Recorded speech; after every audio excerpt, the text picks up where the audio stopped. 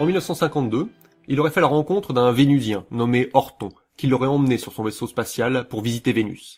Un vaisseau en forme de soucoupe, bien entendu. Il a décrit la planète Vénus exactement comme on pouvait se l'imaginer dans les pulps des années 50. C'est-à-dire vivable pour les humains, couverte de forêts peuplées de grands reptiles hostiles. La seconde couverture, là, par exemple, est parue quelques mois seulement avant le témoignage de Adamski. Et inutile de vous rappeler que depuis 1978, et la sonde Pioneer 2, on sait que Vénus est invivable. Une atmosphère d'acide sulfurique à 450 degrés, 100 fois la pression terrestre. Son livre, Les soucoupes volantes ont atterri, a sérieusement contribué à ancrer l'expression soucoupe volante dans l'imaginaire collectif. Les pages intérieures contiennent des photographies qu'il a prises du vaisseau.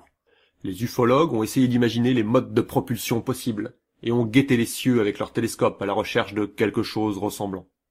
Les sceptiques ont une approche très différente. Eux, ils font les brocantes.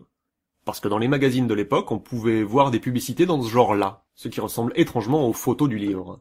Après des recherches sur internet pour obtenir le modèle exact, on a pu retrouver un exemplaire du modèle de cette lampe à gaz.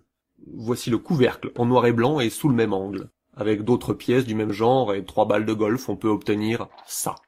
Moi, ce que je trouve le plus convaincant, c'est sûrement ça, là. On pouvait toujours spéculer sur ce qu'était cette petite tache floue sur le dessus. Il se trouve qu'elle correspond très exactement à l'encoche qui permet de fixer la poignée.